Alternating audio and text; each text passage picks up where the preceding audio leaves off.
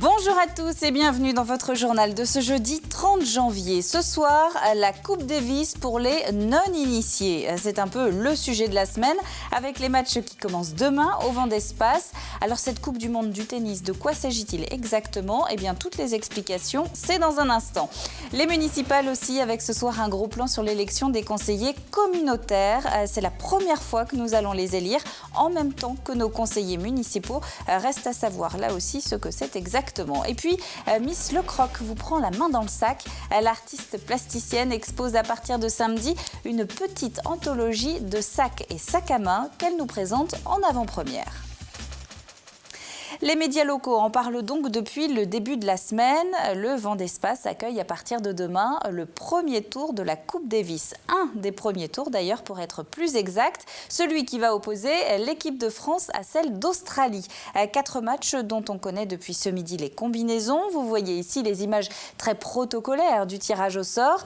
Mais alors la Coupe Davis, qu'est-ce que c'est exactement? Pourquoi plus de 10 000 places ont été vendues en moins d'une demi-heure? Élément de réponse avec Alix Solano. Regardez ce qu'il se passe sur le court du jamais vu. Ces images ont déjà 23 ans. C'était en 1991. La France fête sa victoire en Coupe Davis, l'un des tournois les plus prestigieux de la discipline, une sorte de Coupe du Monde de tennis par équipe. L'une des dernières compétitions aussi à mettre en avant le tennis en double. Mais la dernière fois que la France a remporté le saladier d'argent, c'était en 2001. Face à l'Australie. De quoi donner confiance aux Bleus qui affronteront de nouveau les Australiens ce week-end lors du premier tour du tournoi. À domicile et sur terre battue, les Français mettent toutes les chances de leur côté et ne s'en cachent pas. Cette 10e victoire en Coupe Davis, ils la veulent. Mais il n'y a pas qu'au Vendespace que les yeux seront rivés ce week-end sur la petite balle jaune. 7 autres pays du monde accueillent ce premier tour du 31 janvier au 2 février. C'est en Serbie, par exemple, que Roger Federer, l'un des joueurs les plus titrés de l'histoire du tennis, défendra les couleurs de la Suisse. Quoi qu'il en soit, pour lui et pour tous les autres joueurs, pas le droit à l'erreur. Et oui, la Coupe Davis est une épreuve à élimination directe. L'équipe qui perdra ce week-end sera donc définitivement éliminée du tournoi. Enfin, pour ceux qui ont la chance d'avoir des places au Vendespace ce week-end, prévoyez de quoi vous installer confortablement. En effet, le match le plus long de l'histoire de la Coupe Davis a tout de même duré 6h22. Et puis il y a encore beaucoup d'autres choses à dire sur cette Coupe Davis qui commence demain en Vendée. On va y revenir justement en fin de journal avec les jeunes licenciés des Pays de la Loire qui ont rencontré hier l'équipe de France. Membre du collectif contre la réforme des rythmes scolaires, Régis Plisson, le maire de Belleville-sur-Vie, a réalisé qu'il n'était pas le seul élu de Vendée à se poser des questions sur l'application de la semaine à 4 jours et demi en septembre prochain. Il serait une centaine à s'être manifestés auprès de lui. Des élus du département qui ont du mal à envisager un nouveau rythme scolaire dans 8 mois. Tous demandent plus de liberté autour du texte. Nous ne sommes pas pour la suppression de ce décret. Nous voulons simplement une liberté. La liberté fait partie des choses essentielles de la République. Que ceux qui souhaitent mettre en place cette réforme de 4 jours et demi, s'ils en ont les moyens, s'ils en ont les moyens dans différents domaines que j'ai évoqués tout à l'heure, qu'ils le fassent. Mais que ceux qui, comme en Vendée, depuis plus de 20 ans, avons un fonctionnement sur 4 jours qui se passe très bien, et pour les enfants, et pour les parents, et pour les enseignants, que nous puissions continuer ce choix qui a été délibérément choisi par les parents et les enseignants. Le maire de Belleville-sur-Vie, qui n'est pas le seul Vendéen à avoir signé la pétition en octobre dernier contre le décret Payon. Les maires de Beaulieu-sous-la-Roche, Beauvoir-sur-Mer, Froidefond, Moutier-les-Maufais, Sainte-Flève-les-Loups et Saint-Philbert-de-Bouenne l'ont également fait. 4 la semaine dernière, ils ne sont plus que 2 repreneurs potentiels de Fagorbrandt, le fabricant d'électroménagers. Cévital et Variance Technologies ont détaillé hier leur dossier devant les représentants du personnel du groupe. Les scénarios désormais possibles, que ce soit avec ou sans les salariés vendéens, se comptent sur les doigts d'une main. Pierre Dalicieux. Il y a quelques jours, c'était l'amélioration de l'offre de Cévital qui était attendue. Mais aujourd'hui, c'est désormais le scénario d'un accord entre le principal candidat à la reprise et Variance Technologies qui semble espérer. Hier, on les a rencontrés au niveau du CCE. On a rencontré M. Perrin qui Le président de Variance Technologie le matin et M. Sévital l'après-midi. Donc à M. Sévital, on a demandé s'il voulait améliorer son offre en intégrant La Roche et Esnay dans son périmètre. Et à hier, je dis bien à hier parce que la situation n'est pas finie, elle peut encore évoluer. On a jusqu'au 10 février minuit pour faire évoluer les offres. Mais hier, il restait sur sa première position. Les deux autres offres qui étaient partielles se sont-elles retirées? Reste donc Sévital qui propose de reprendre 4 des 6 sites du groupe et Variance Technologie qui est prête à reprendre les deux autres, La Roche-sur-Yon et Esnay. Ce qu'on attend surtout, c'est que justement il y ait un mariage entre Sévital et Variance Technologie. Parce que si ce mariage ne se fait pas, malheureusement, s'il n'y a que Sévital qui reprend Fager-Brandt, les deux sites vendéens n'existeront plus. À première vue sur le papier, ce mariage, c'est donc le scénario idéal. Même si Variance Technologie, qui accepterait de reprendre plus que les 207 salariés prévus initialement, ne reprendrait pas les 440 vendéens. Mais reste à régler la question de la propriété des marques qui constituent en réalité le cœur du dossier Fager-Brandt. Sans marque, pas de reprise. Le dossier Maury Ducrot, lui, est malheureusement plus avancé. Malheureusement, puisqu'on apprend aujourd'hui que l'offre proposée par Arcol Industries, une offre légèrement revue à la hausse depuis son annonce, est plus ou moins validée par les syndicats. L'entreprise envisage désormais de garder 50 des 85 agents, c'est quasiment la moitié des salariés, mais la reprise ne concernerait pas le site vendéen, celui d'Aubigny, où une vingtaine de personnes travaillent. Le tribunal de commerce de Cergy-Pontoise dira demain s'il accepte ou pas ce plan de reprise d'Arcol Industries. Le cadavre d'un homme a été découvert hier en fin de journée dans le centre-ville de Fontenay-le-Comte. Ce sont des promeneurs qui l'ont trouvé sur une berge de la rivière Vendée. Une enquête est menée par la brigade de recherche de gendarmerie.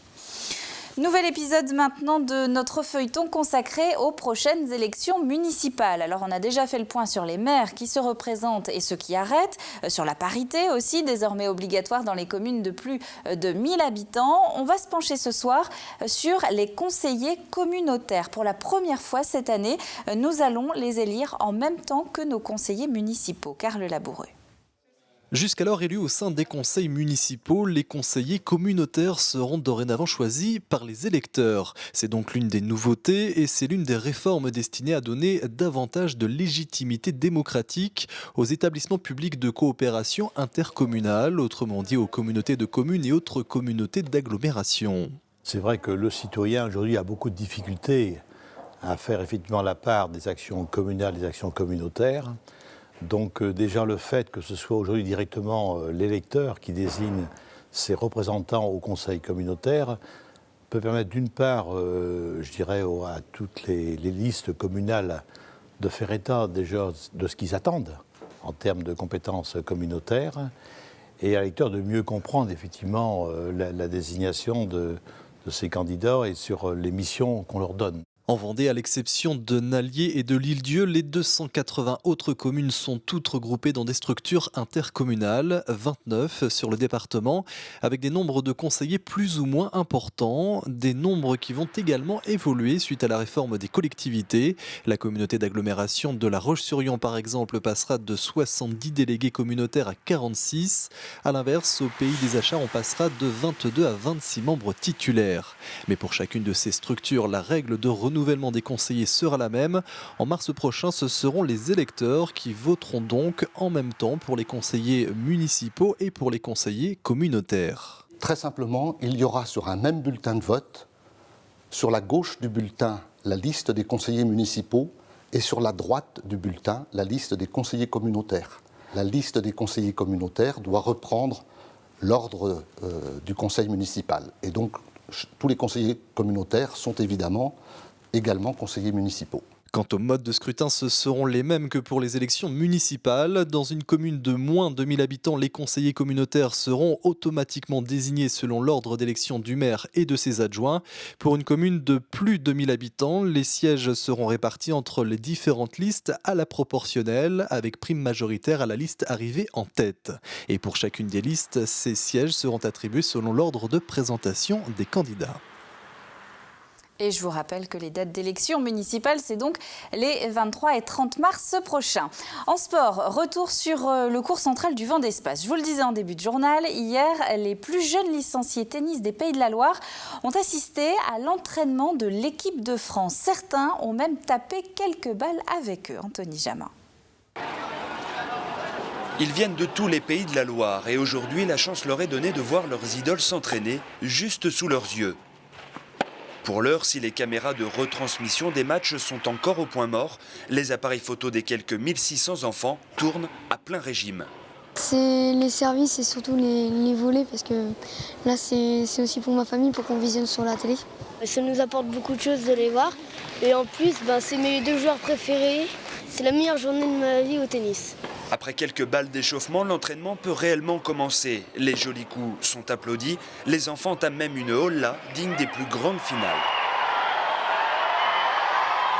Il y a eu une forte demande de billetterie, que les places sont parties très très vite, donc ça a permis d'amener à nouveau de 2000 personnes du tennis dans la salle et en particulier les jeunes licenciés.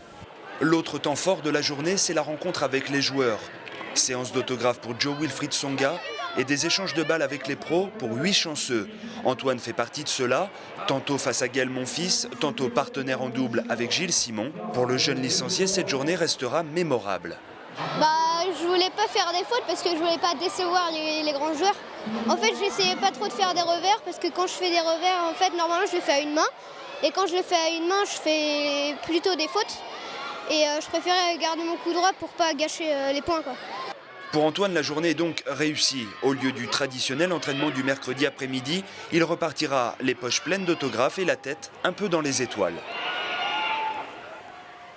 Avec donc peut-être dans les gradins les futurs joueurs des Coupes Davis prochaines. Alors on connaît donc depuis ce midi les différentes feuilles de match. La Coupe Davis commence demain avec 2 simples. Gasquet commence à 13h30 et puis Tsonga prendra le relais une fois que la première rencontre sera terminée. Samedi, le double devrait opposer Beneteau et Monfils aux Australiens Guccione et Hewitt.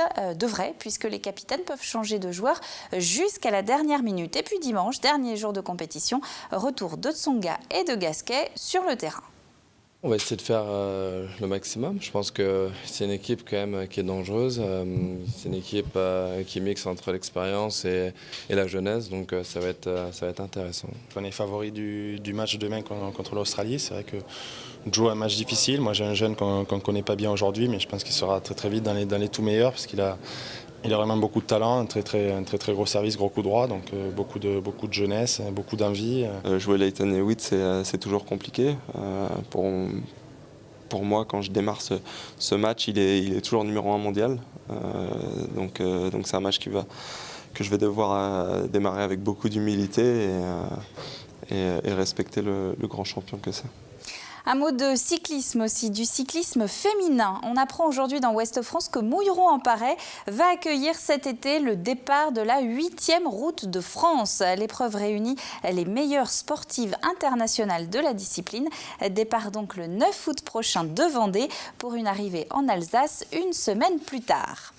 Le château d'Ardelais accueille depuis cette semaine Miss Le Croc, une plasticienne de Cugand passée par les Beaux-Arts à Paris. Une artiste qui vous propose à partir de ce week-end de jouer un petit peu les curieux et de plonger votre nez dans le sac à main des voisins. Cyril Guillet. Un petit bonnet de baptême qui va rejoindre le trousseau de la poupée. C'est au cœur du château d'Ardelais que Nathalie Lecros a posé ses sacs. L'heure est depuis quelques jours à l'accrochage, une étape primordiale dans la vie d'une exposition. Parce que c'est vraiment le moment où on est pleinement dans les lieux et le moment où il faut ajuster tous les éléments parce que tout est pensé mentalement évidemment avant l'accrochage. 4 salles accueillent les œuvres de Miss Le Croc, des aquarelles et des installations à travers lesquelles elle interroge de multiples façons la mémoire, le vivant, la féminité et l'ironie. Dans cette pièce, elle présente Miss Le Croc et la vie de château, situation 2, une installation où elle se met en scène à travers une poupée réalisée par ses soins. C'était moi, il y a quelques années, oui. C'était moi dans les années 90. Oui, c'est un double de moi-même, exactement. Et d'ailleurs qui figure sous une forme graphique dans les carnets du quotidien. Donc moi, chaque jour, je dessinais une page de carnet qui synthétisait une journée. Voilà, à la fois ce que je fais dans la journée et aussi ce que je porte. Elle réalisera ce travail introspectif pendant 3 ans, une démarche qui débouchera sur sa petite anthologie de sacs et sacs à main. Plus de 900 aquarelles qui détaillent les effets personnels d'individus de tout sexe et de toute catégorie sociale. Débutée en 1998, elle invite les gens à vider leurs sacs pour dessiner leur contenu. Voilà, mon précieux, mon fourre-tout, le sac, ma sacoche, Paris-Paris. Voilà, autant de titres que nous avons d'individus, c'est vraiment ça, quoi. Demandées par de grandes marques de luxe comme Chanel, ces aquarelles ont déjà sillonné l'Amérique de part en part, ainsi que le Japon. C'est vraiment cette idée de faire salon, d'accueillir quelqu'un et dans ce temps d'échange où je discute en même temps que je dessine, nous parlons avec cette personne, nous échangeons et surtout nous parlons des objets, donc forcément aussi de la personne en question. Et ça peut durer entre 2 et 3 heures, ce rendez-vous. Miss Le Croc a prolongé sa série en immortalisant les sacs à main des habitants du pays des Herbiers. À noter qu'une partie de ce travail a été réalisée en lien avec la communauté d'Emmaüs des Essarts. L'exposition Nathalie Lecroc ou Miss Le Croc est donc visible à partir de samedi au château d'Ardelais. Visite commentée par l'artiste elle-même les dimanches 2 février et 23 mars. Avant de refermer ce journal, on va regarder le temps de demain. Alors, un vendredi marqué par le retour de la pluie, a priori en milieu d'après-midi. Les températures tourneront autour des 10 degrés et le vent devrait souffler de plus en plus fort au fil de la journée. Voilà pour les bonnes nouvelles. Le bulletin complet, c'est dans un instant avec Armelle Pavageau. C'est la fin de ce journal. Merci à vous de l'avoir suivi. On se retrouve évidemment demain, même heure, pour le prochain point sur l'actu vendéenne. D'ici là, très bonne soirée à vous tous sur TV Vendée et à demain.